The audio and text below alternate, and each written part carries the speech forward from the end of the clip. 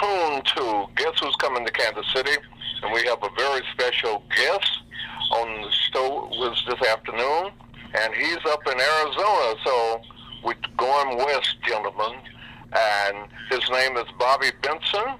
He is an accomplished person, I'm told. He runs X amount of company, let me get this right, but he's also a former Marine. That means he was part of the Navy, okay? Oh, Mr. Benson, good afternoon. Good afternoon. Okay, what we want to do... We're the Marine Corps, and, I'm part of the Navy, but we were the men's department. Yeah, what they say, you got jokes, okay? Anyway, how's the weather in Arizona? It is bright and sunny and hot. Okay, and what part of Arizona, are you actually in Phoenix, or what part of Arizona are you in? I am a little northwest of Phoenix, which puts me in Peoria, Arizona. Okay. Well, what I want to do, we got a very dynamic show, and we hope that the people are listening. But what we want to do, we want to take a look at Bobby Benson. It's my understanding you wear mutual hats, 4 or 5 at the same time. And when we spoke last, you said you work a minimum of 12 hours Monday through Friday, and I was lucky to catch you on the weekend. And today is the weekend. So tell us about Bobby, what you do, how you got into it, and we'll go from there. All right. Well, a little bit about Bobby Benson. Well, the reason why I'm frequently so busy is I am a nationally ranked volleyball coach for girls volleyball, ages 15 and 16.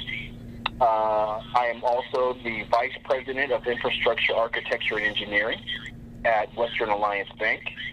So that is my field of control is to be responsible for all technology and information security for a $55 billion bank. Then in addition to that, I also am an accomplished musician.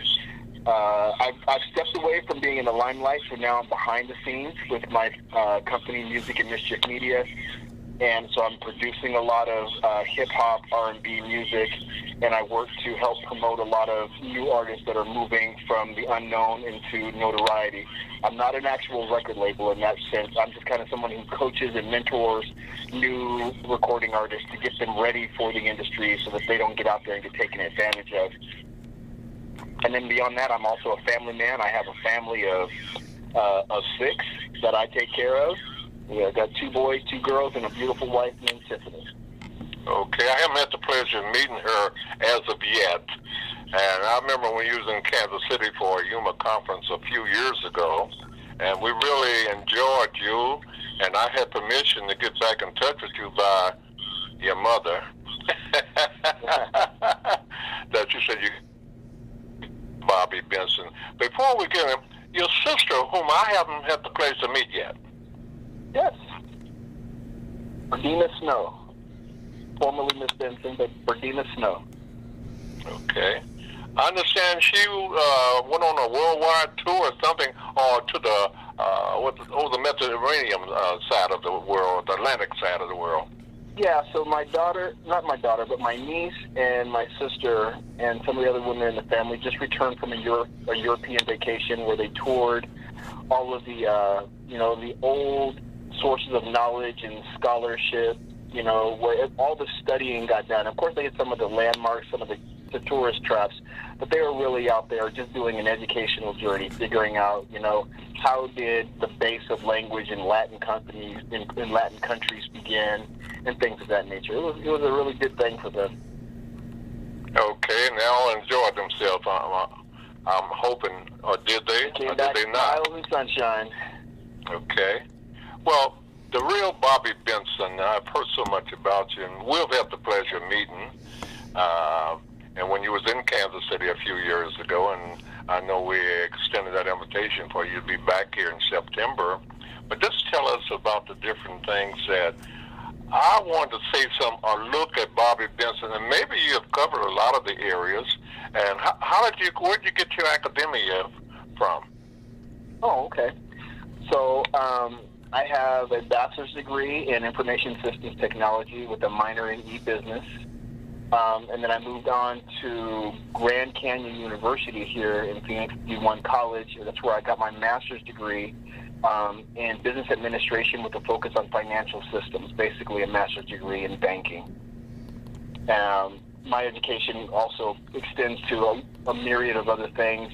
When I was in the Marine Corps, I learned to micro-miniature solder to NASA specs. Of course, I went through the basic computer electronics courses and all those different things that really built my basis for what I use in my day-to-day business as well as technology life. You know, speaking of that, and I know your culture and things like that, are there many other people of color in that same area you're in? But you said you got your doctorate, you got your master's. When did you have time to have all this family? Well, spending time with the family is definitely... After today's interview, I'll be spending some time. Today is Miss Barbara Jean, my mother's birthday, so I'll be spending time with Mom. Yep, it's her birthday. Did you try to get her connect us with us? She is on her way over to my home, so she should be pulling up here within the next 30 minutes or so. Okay, well, I can say officially happy birthday to her. Okay? I'll certainly make sure that I can make that happen. Okay, well, I have some other people. We are on the internet. We're on YouTube or Facebook, Apple TV, Smart, and iPhone, and we're on 5 podcasters that cover 5 countries in the world, basically on the Central America and over in Europe. And if I can, our other hosts, and I give them opportunity to be in the pleasure of your company now, they might want to ask you something. Absolutely.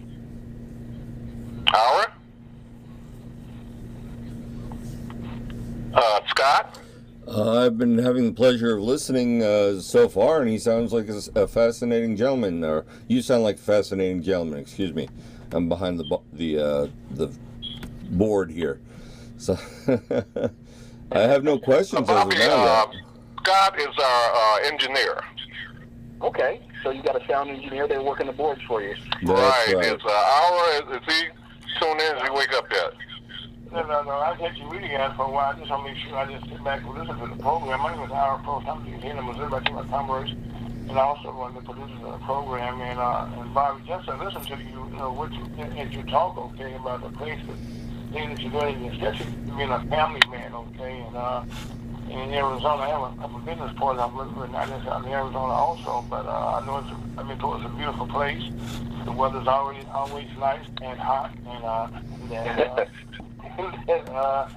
that you got a lot going on out there. Yeah, we certainly do. Arizona is a beautiful place. Right about now is the hot season where, most folks don't want to come at this time. And we always say that this is the weather that we use to run off people who ain't built right. But, so right now we're probably sitting at about 111. Get up to 122, 123 when it gets super hot. But, that's what air conditioners and staying inside are for. You just make sure you drink a lot of water. But when you look out in your backyard, everything is green and beautiful because, we just do a lot of water discipline. And we water our grass at the right times of the day, and we grow the right trees. Right now I'm sitting out on my back patio during this interview, and I'm looking out at, all the different fruit trees and berry bushes and all that other stuff because I am, my wife likes to tease me. She says I live my life like I'm a doomsday prepper. But, I just make sure that I've got all of my food that if I really needed to, I could feed my family right out of my backyard. So, I've got a garden that's going with all my fresh veggies. I've got fruit trees that are planted so that every season of the year there's a different tree coming into ripeness. So we've always got something that we can eat.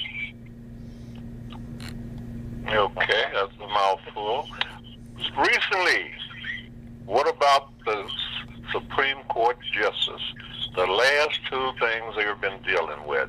The Second Amendment and non-abortion, if I'm saying that right. I don't know if Arizona fall on that or not, but they are really trying to, the Republicans are really trying to close down everything to their liking. Well, Governor Doug Ducey out here has ruled that Arizona will follow what the Supreme Court just made their decision on. So they have overturned Roe versus Wade out here, and that means that abortions after 13 and a half weeks are now illegal. There was a large protest downtown last night, and they actually had to evacuate the Arizona State Senate, not because there was an attack so much inside of the facility, but they deployed a lot of tear gas and other countermeasures out there on the lawn for the folks that were protesting, and a lot of that got inside of the building, so they evacuated all the senators and the admin staff and things of that nature. So it was quite the spectacle here in Arizona last night. Okay, Scott? Let me ask you a question, okay? Being one of those persons that has three daughters married, and in an income system, and not women in my family, and I kind of felt, that a Supreme Court ruling was kind of really, in one way, they gave men more rights, okay, but men needed more guns on the street, because here in Missouri, it's like the Wild Wild West already, and we have crime like crazy, and left and right, I should say. And then now the Supreme Court is now, and the women cannot, have a voice to do what they want to do with their bodies. What are your thoughts on that? Well, I tell you what, out here in Arizona and being a former Marine, I'm against the norm. I'm going to be a Second Amendment advocate. I'm one of those pro-gun guys, but then, my spin on that is I'm highly trained. And it's not something where I just got a gun and I run around with it and, play Rambo. I actually train every week with my team, some of my former Marines and some of my friends that are out here. We still, do all the basics. We sweep and clear buildings. We practice what'll happen if a convenience store is being robbed and you walked in on it, if you're at a gas pump. So we're very, very skilled with our weapons. But I've seen people who aren't, and it's terrifying to see that some people have these weapons. But on the inverse, again, I'm saying I don't want them to take away my right to defend myself and my family because there's a couple of idiots out there doing dumb things with guns. That's just like McDonald's saying that they're not going to sell a supersized fry because somebody can't stop themselves from eating too much. So that's kind of where I'm at. But then, when we swing around to the other side, when we're speaking about the abortion... Now, before you get to that, what about your Supreme Court Justice Clarence Thomas? What do he have to say about the Second Amendment?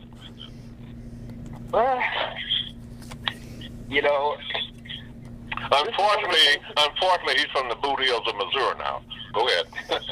The Boot Hills of Missouri. Well, I'll tell you this.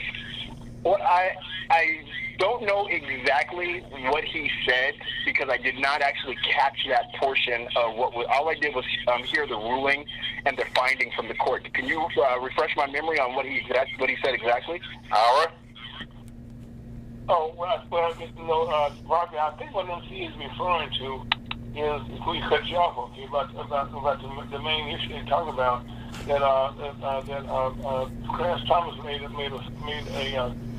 a statement in that what just took place with Roe versus Wade, that there's maybe a later attack. No, I'm talking about the Second Amendment first. Right, but I'm not familiar with Roger what he said about the Second Amendment. Okay. And I haven't heard any comments about what he said about the Second Amendment. Yes, I'm listening to that myself when you said that what Bob was talking about. Bobby, can you help us on that? I don't know that Clarence Thomas made any comments about the Second Amendment, but as far as my comments on the Second Amendment, I'm pro-Second Amendment. What does that mean? I know it's my understanding that back in 1790, because the landowners needed protection, that's when that went into became law. That's my understanding. Well, yeah, and so the Second Amendment, people confuse the right and keep to bear arms with, hey, I'm protecting myself from wild animals and things like that, or even from robbers and burglars. That's not what the Second Amendment is about. The Second Amendment was written because the founding fathers of the country had dealt with England when England first disarmed them and then started doing, tyrannical things to them. So they put it in the Constitution to say, at no point shall that right ever be infringed again. So if you got a government that has all the guns and the people have none, it's very easy for the government to do things. Now, I know on the inverse that you're not going to stand up to a military regiment with an AR-15 or, with a rifle. You're not. But being a Marine who served in combat, I can tell you that there is nothing more deadly than having to fight an insurgency that has, small arms that are popping out of windows everywhere you go. So you may not win that war, but what it would become would be a war of attrition. So if our government ever truly turned against us, and right now we got both sides, Republicans and Democrats, doing some of the dumbest things I've ever seen on the planet, if they truly turned against us, if we had surrendered all of our weapons, we would have no recourse. And that's what they're trying to avoid. It would be very easy to enslave any person or people when they have no way to defend themselves. I remember when I worked for an organization called the Kansas City Plan, to place minority and women to the skilled crafts of construction. I used to go down to those small towns, and they had the militia training already in those areas for years before everybody went public on this, that, and another. They've been, like you said, they have trained themselves. So if somebody else had an uprising, they could cut them out, like the Prince Albert report. I don't know how you remember that saying, where they would cut off all the freeways and things so they could stop any type of, what would you say, penetration by the people. Maybe that's a good word to use. Yeah, and that's one of the things that makes America, everybody says, oh, America is a powerhouse, and they're worried about us because of our military might. But during the war games that we played in the Marine Corps, one of the things that we very frequently said and we depended upon was that if there was ever an invasion on American soil, that they would not only have to fight our military, but they would have to fight our people, because on average in America, there is 2 guns for every human. Period. I don't care if she's 2 years old or a 2-year-old baby, or it's a 97-year-old grandfather. There's 2 guns for every person in the continental U.S. Now, of course, there are some people that have 100 guns, and there's some people who have none, but the average is 2 guns per person. And when you've got that kind of armament, anybody trying to invade this country knows that it would not be a cakewalk for that very reason. I like you, sir. This is Scott Owen, by the way. I appreciate you. Well, you have the other young man. He's a veteran too. I don't know what military he's in, but I'm Navy myself. But on the same token, he goes to a lot of the veteran seminars and workshops. That's what they take pride, the handicap and what have you. So, what branch of service were you in, Scott? I was Air Force 20 years, and we still loved our naval brothers. Another bus driver, I'm telling you. No. We got the best quarters and everything, and food. Well, yeah, that's right. We call you guys Zoomies. I have to say, though, as much trash as I like to talk about you Zoomies, if it weren't for the Zoomies, I wouldn't be on this phone today, because they had us, we had a couple of insurgents that had us pinned down, and we weren't going nowhere except home in a box. There you go. I heard some of those Air Force F-14s come in. Mm-hmm. They came in low and fast, and they had already dropped their munitions, but they didn't have. But they were trying to provide us air cover, just trying to scare the guys off because they didn't have any bombs to drop.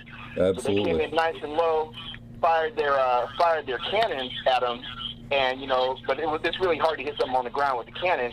But this pilot, this crazy Air Force pilot, flew in.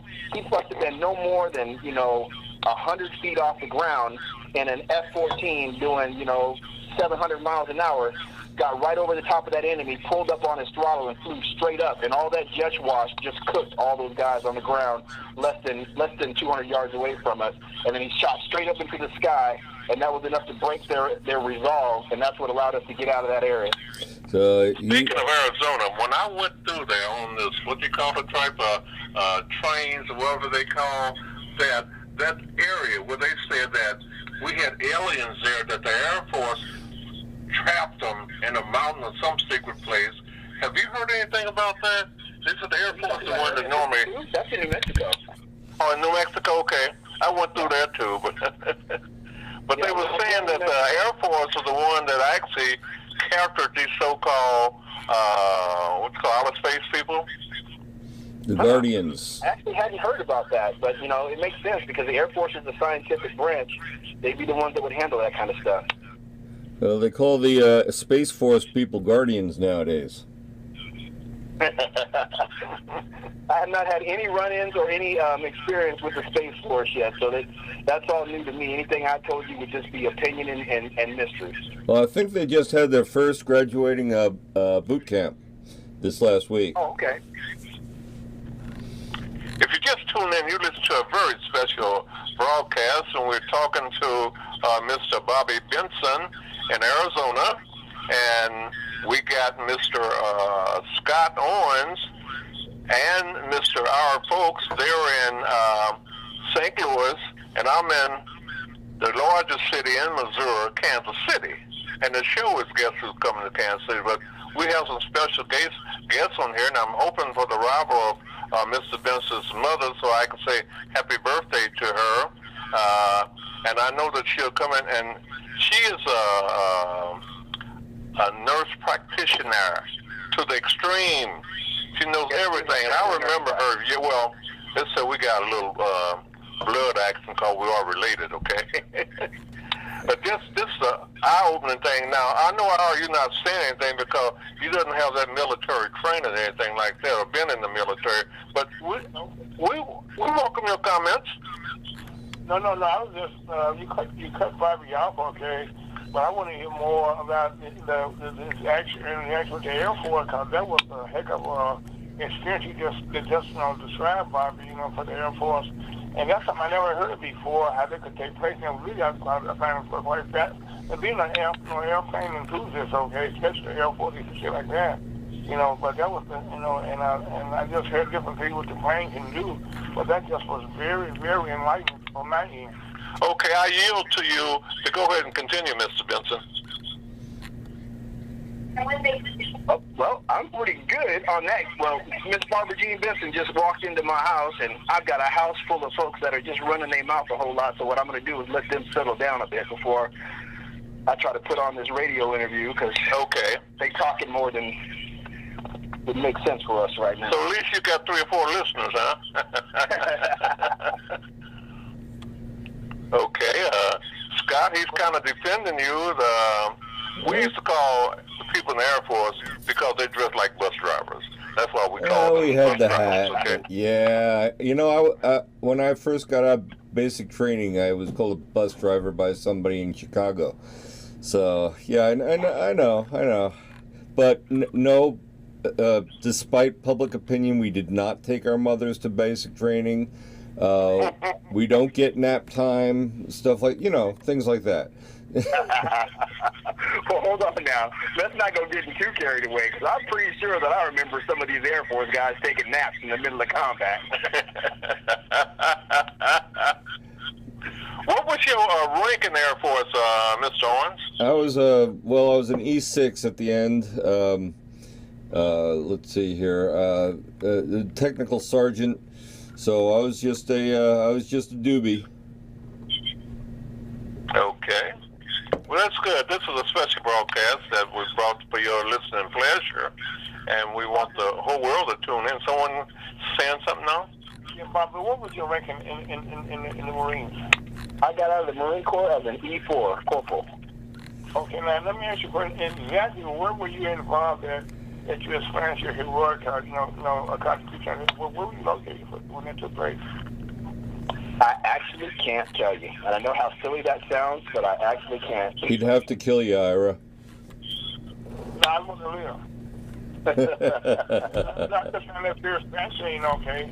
especially being an enthusiast, so came about the power of the airplanes, you know, and what the F-15 can do and what they cannot do, which is very little. But to hear that described, okay, about that being an extra weapon that they had built in, which was probably, you know, part of just them, you know, taking off close to the ground and going up or something. Because I live right here by the airport here in St. Louis, Missouri. You know, and I'm watching them, some of them take off. They still doing the action board and things like that, you know. And yep. They need to see them just, you know, take off. And also you look up, they pull the stick back, and all of a sudden they gone. Yep. I mean, whoever that pilot was, I never got a chance to meet him and shake his or her hand. But I tell you what, that was some first-rate flying, yes, without question. He sure knew how to use his tools, didn't he? Yep. And they may want to call him, you know, the bus driver or whatever, but like, hey, he's like driving that bus. Yeah, I love that bus, boy. Let me get on that bus any day of the week. Well, you're welcome, sailor. Or Marine, I'm sorry. Hey, what they tell us, Scott, all the time, thank you for your service. Well, you're worth it. I appreciate it. Has Mother Benson entered the room yet? She is in the house right now. They're still in their gibber-jabbers. Let me see if I can't calm the world down in there. Yeah, just snatch her, and I'll take the blame. All right. Use my military presence to quiet all these kids. Stand by. Okay. I always see how much you have, you can learn when you're talking to a special Sagittarian on this end, okay? I'm a learner, you know, I'm a lifelong learner, you know. Okay. Hello? Yes, is this the Barbara Jean Benson? Yes. Happy birthday, honey. This is MC. How you doing, baby boy? All right. And your son, the one you've been so braggadocious about, he's setting the world on fire. Oh, wow. That's so good to hear that we got family still adding. Wow, that's so good. A gentleman, Miss Barbara Jean Benson, is Bobby's mother. And she's been around. She's a Richardson hour. This is Bernice's daughter. So, but all of them will be coming to Kansas City in September. But we got Bobby on the line with us, and I understand they got a house full. I understand he don't have to go to the grocery store or to the fruit market. It's right there, like on his patio. Right. What are you? How are you doing? You doing okay? Barbara Jean. Huh? Oh, I know this is your birthday, okay? And I'm very happy that you are my elder, and I appreciate you and respect you. Well, good. The only person older than me is Dorothy Grace. Yes. Yes, you know, and I have to give you her number. Hopefully she'll accompany us in Kansas City, but just give our is from around Louisiana. Give about the Richardson as you know it in Richardson, Texas, and right. Arkansas, and what have you. Richardson, Texas, and White, Texas. Because the Whites was mother's side of the family. My mother's mother, they were the Whites down out of Texas. Okay. Yeah. Well, first of all, happy birthday to you. My name is Ira Folks, and I'm happy that you have many more birthdays. Is that the where in Texas is White Texas located at? Wow. Well, some say Bonham, Texas, near Arlington, outside of Dallas. Uh-huh. Yeah, Richardson, Texas, and White, Texas are all family, started out as family farms, and then the towns grew up around them. Wow, congratulations on having your own town. Wow. That was because the families were so large they had to have their own space. Well, I don't know if I consider they have their own town, okay? Now, you just gave MC some bragging rights for a long time. We never did into that one. Right. Well, she used to walk me across the street when I was little. Well, for sure. And we have Miss Benson. Do you feel okay to tell us how old you are? You want me to tell them? So what, hon? You want me to give your age, or you gonna tell them? I don't care.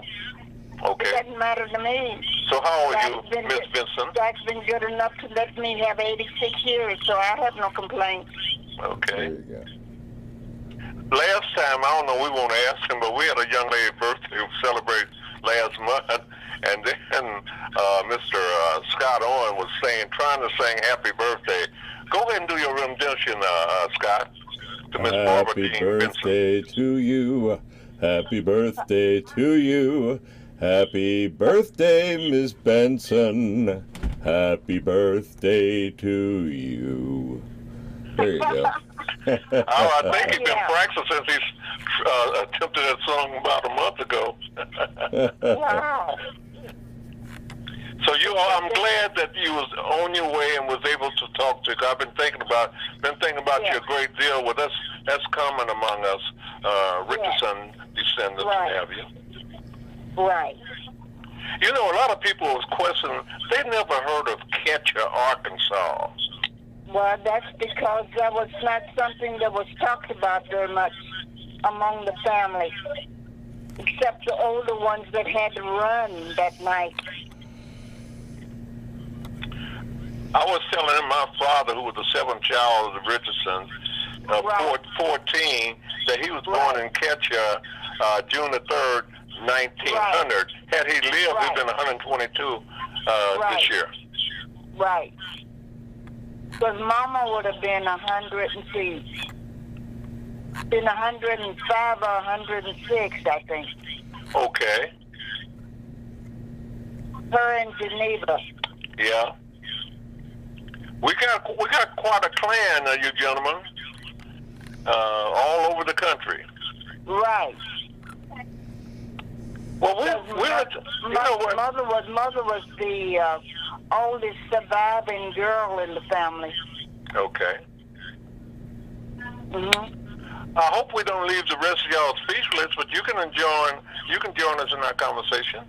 This is a family conversation, okay? I'm just excited to hear you talking to someone, you know, that knows your history.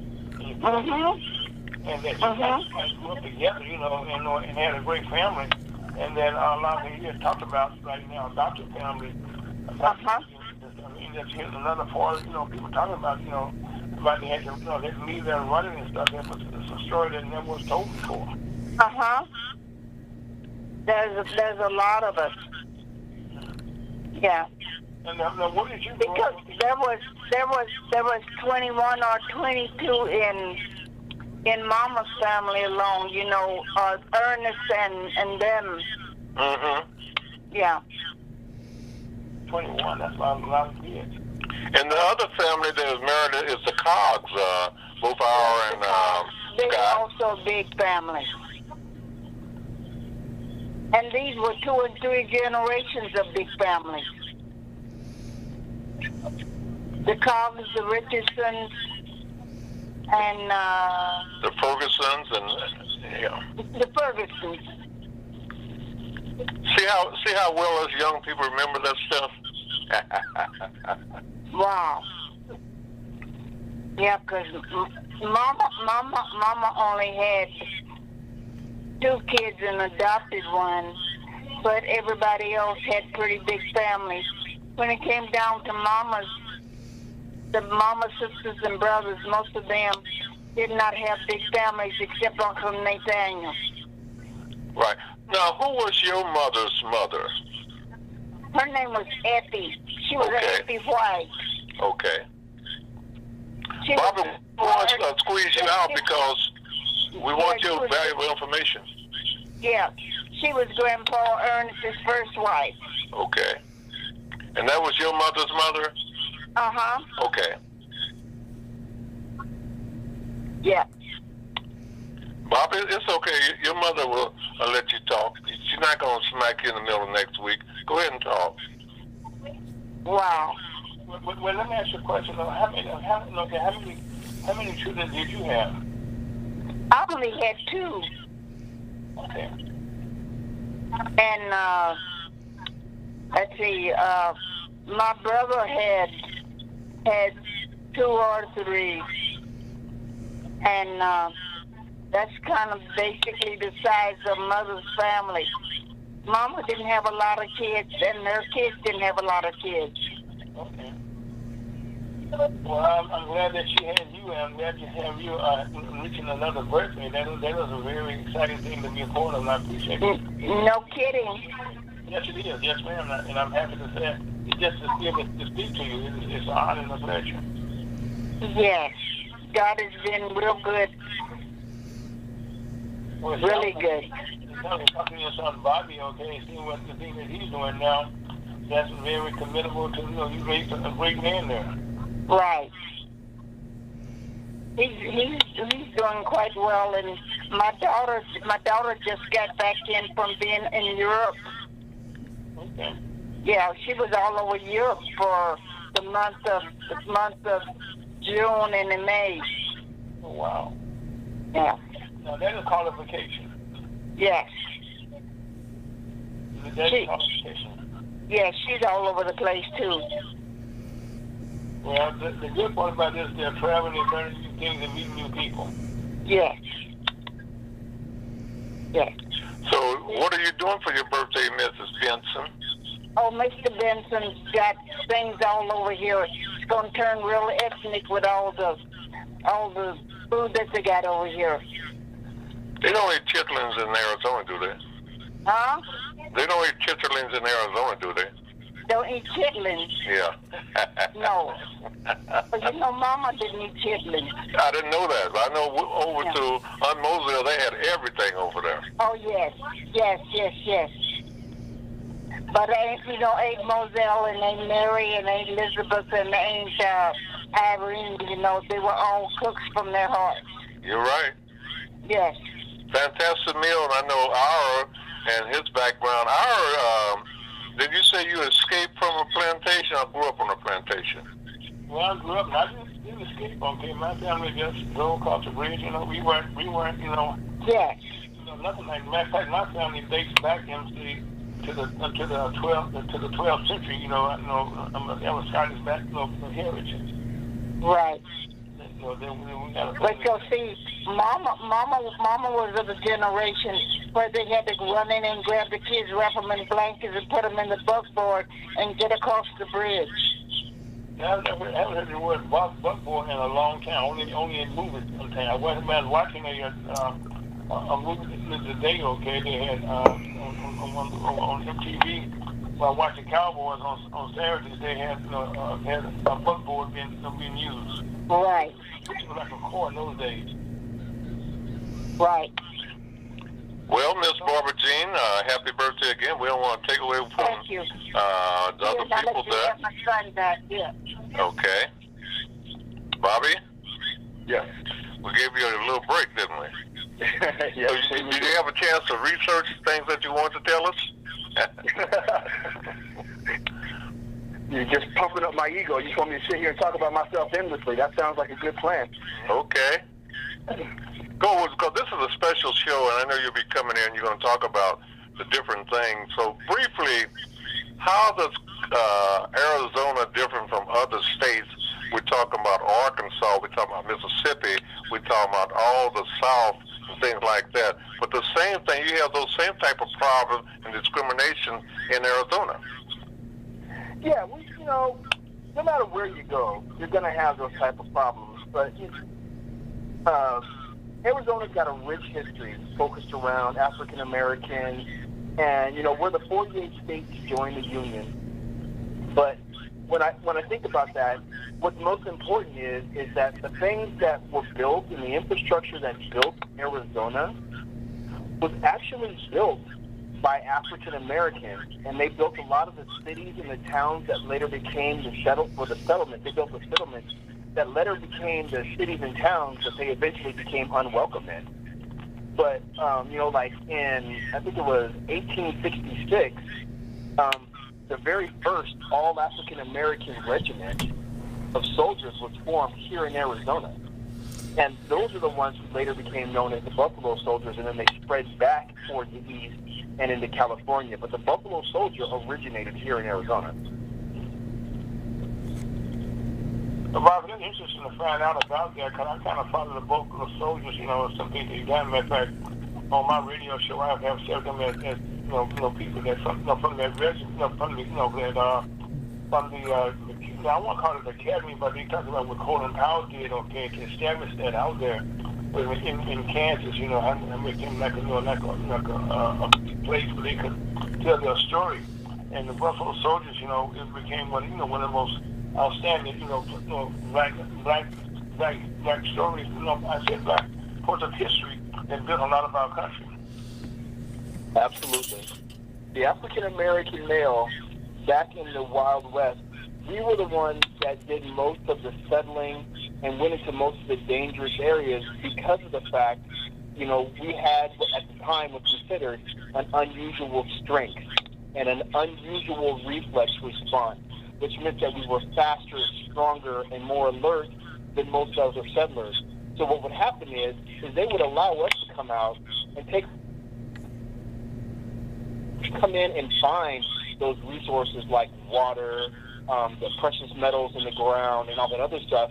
And then as we began to have success in an area, then they would move in and take it over and then kick us out. So that's why we were always on the front edge of the frontier, is where former slaves and and freemen that had always been free just always tried to stay ahead of civilization, not because they didn't like civilization, but because civilization didn't really want them there. Yeah, they were what we call scouts in those days. They would always go out and scout out the next venture where they were about to go, and bring back a report if there was water, if it was a good place to go or not to go, so to speak. Exactly. Okay. I know y'all got a lot of stuff you want to share with us. So now is the time. We got maybe approximately 10 and a half more minutes, so we might well take advantage of this where we get this quest for knowledge and whatever. We have our superstars on as guests today, so I'm learning, I'm listening and learning.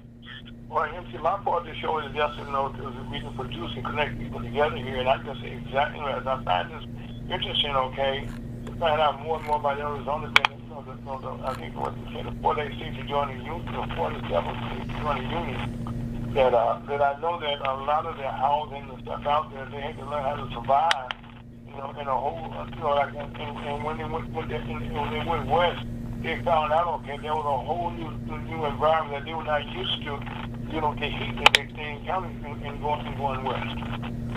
Well, that's funny that you mentioned that. One of the things about coming out west that is not very frequently talked about, but it's a known fact out here, is that a lot of the escaped slaves and others, everybody always thinks about how we all ran to the north. What they miss is that a lot of us ran west because the arid climate that's out in the western United States is very similar to that is closer to the equator. Americans that came out this way, they found areas and homes that they were familiar with, the landscape and how to survive and how to find water and where to find food. It was very familiar to them as opposed to where they had been on the East Coast, which was very moist and humid and unfamiliar to them. Bobby, when you think about that, Bobby, most of the soldiers, they normally had uniforms on. They was riding with all the hardware and all the things like that. Okay, it made it kind of impossible to survive in the heat. And so the average black person, free man, as we would call them, they could travel light, to say the least, okay, because they had what on their bodies, all they needed. Exactly the way it went too. Yeah, I know. So, and they would give us a mule, and they would give us, they wouldn't even give us a rifle. They'd give us a pistol. Get a pistol with 6 shots in it, and send them out on a 14 to 30-day trek to go out and report and map. But one of the things that happened as a result, Americans became very, very good cartographers. They understood how to map and how to, draw out the topography of the land and how to identify resources. So what you'll see out here in Arizona specifically, we have a city that's known as Young Arizona. Okay, it's way up in our mountain area, but it's in a valley. So in order to get there, you climb up to about 6,000 feet in elevation, and then we drop back down to about 5,000, below 5,000. That entire valley is the largest water aquifer in the state of Arizona. Well, when they brought all of those African-American scouts and things through, what happened is a couple of them got together and said, we're not going to tell anybody about this area. And they sent them all down into the Valley of Phoenix. It was much harder to get things done, and they sent everybody down and around. So if you go to Young Arizona, to this day, it still only has a population of about 663 people. They live a very fundamentalist lifestyle to where, everybody's growing their own food, they're raising animals. There's one high school, one elementary school. Very small townish, but it has a huge African-American population. And what happens is a lot of the kids grow up and there's nothing for them to do, so they get up and they leave, and they go off to school and they don't come back. But when I discovered that place, it's one of the best places to grow grapes and other produce. So I went up there after I got out of the Marine Corps, and I had some spare money from bonuses and things that they had given me. We bought 40 acres out there. So I've got a 40-acre ranch/farm up in Young, Arizona. And while I was out there doing all this stuff, I was just talking to a lot of the community, and I've got a unique benefit that they don't have.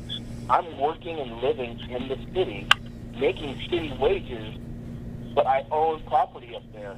So what I'm able to do is I can take a sum of my paycheck, take it up there, and build out infrastructure, and build out a farm, and really be able to pour money into that economy up there.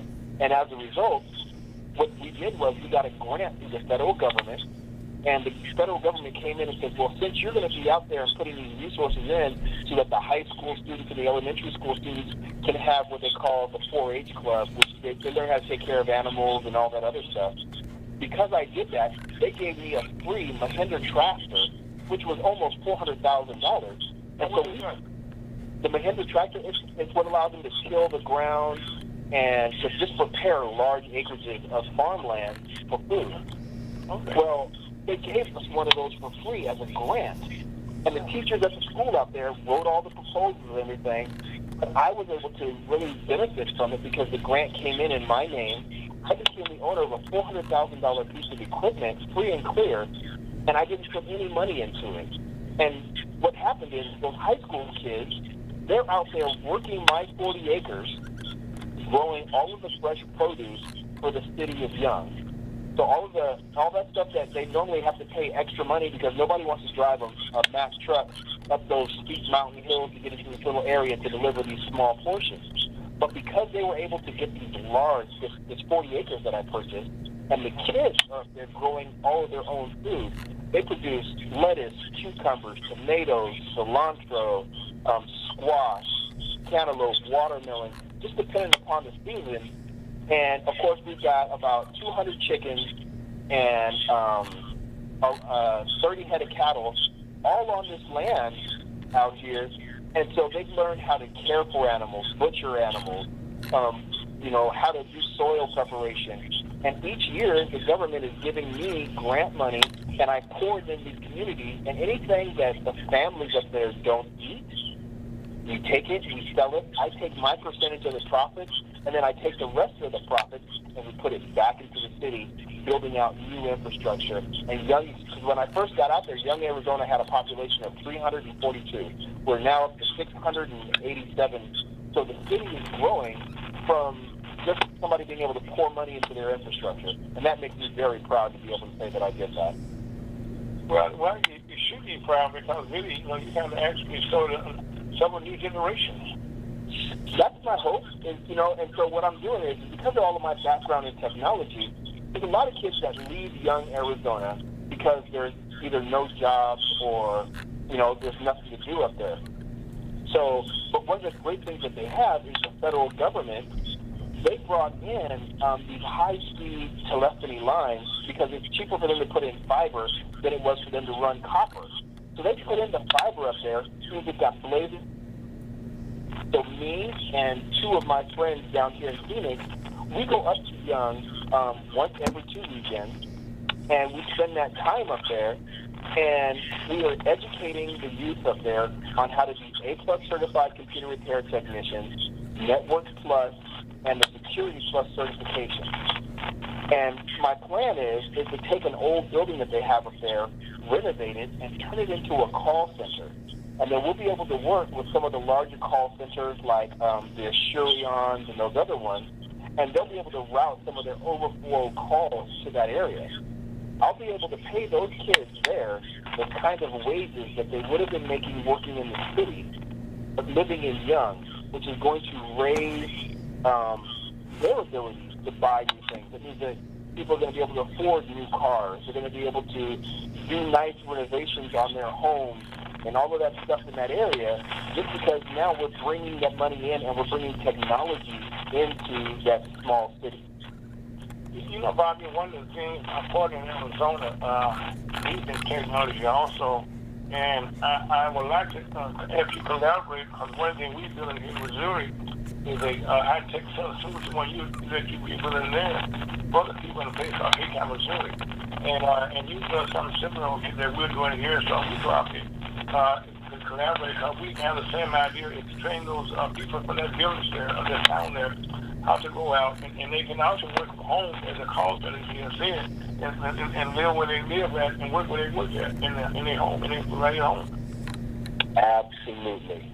And there's nothing better than increasing the population of African American youth who are technologically savvy tech jobs. We have kids, we have some young men coming over from India and going to our colleges and getting these degrees and then coming in and doing these jobs. There's no reason why we shouldn't be able to do the same thing with our African American youth. Mr. Richardson, I hate to say this, but we're about 4 minutes from 6. Yeah, well, we can get ready to wrap this show up. Very important show, and I'll call you back. I need some more information from you, Mr. Benson. But on the same token, he said 4 minutes. That's our timekeeper, and he's in the Air Force, so he might swoop one of them planes down to stop us. We are the tech guys. We all need those we all need a tech guys, otherwise people get carried away with time, you know. And matter of fact, Bobby, I'm excited to have met you. It won't be the last time that we communicate with each other, I can assure you. I'm very excited. If I can come out there and help y'all do some of the things that we're doing out here in Phoenix and up in Young, Arizona, I would love to be able to say that I helped you that in multiple states. Well, right now, the idea that we're doing in Haytown, Missouri is just kind of is a experimental. It's a experiment. In fact, you technology in the rural communities, okay, and that's something that is called a rural community. And you actually got it on the ground and working. So every time we make the wheel, I can follow your lead. I'm not proud. I have no problem being a good follower also. Excellent. Let's do something together. Okay, ladies and gentlemen, that about does it. If you want somebody to get in touch with you, how might they do so, Mr. Benson? So I am incredibly hard to get a hold of. I know. So, you can reach me. I'm willing to give my cell phone number. My cell phone number is 623-703-9611. My recommendation is that you text me and say who you are and what you want to speak to me about before you call me. Because, you know, when somebody tells you that they ain't got time to talk to you, it's probably because they did triage and said, I don't know who you are and I don't know why I should talk to you, so I'm going to go do something I know I need to do. And that's exactly what I do. But if you text me and tell me, hey, this is who I am, this is what I want to talk to you about, I will make time in my day to get things done. So you call me on my phone, text me first, and then call me. My email address is bbenson@westernalliancebank.com. That's my business email, and I'm giving that to y'all because this is business. So y'all reach out to me, and I'll see that email come in. Well, I don't have a pen and paper, but I'm going to call you back in a half hour, and hopefully I give you the right verbiage. You'll pick up the phone. I know you're calling in. See, I'm prepared. Well, and Scott, do you have any closing words, Air Force guy? Ferguson, USA, HotTalkRadio.com. You can reach me there. And, okay, Aura, this show, can you email that to Bobby? No, but I can text it to him. Oh, okay. Would you, is that okay with you, Mr. Benson? Yes, it is. Okay. Well, this has been a great show, and I look forward to seeing you guys soon. Bobby, I'll see you in September, but I'll call you back not too long so we can get some other things going. But I want to thank everybody for listening, and like Arizona, I don't know how they stand that humidity out there, but I guess it's okay. There ain't no humidity out here. It takes off in the morning. Okay. That's right. You're 2 hours behind us, aren't you? Yeah. Oh, yeah, okay. That's the good part about it. Okay. So that Mr. Scott Owens don't jump us, and we're going over time. Thanks to everybody who tuned in and listened to the show. And remember to go to Ferguson, USA, HotTalkRadio.com, and you can hear more of this no-nonsense type of verbiage. Thank you very much. Life is getting paid to say. Bye-bye.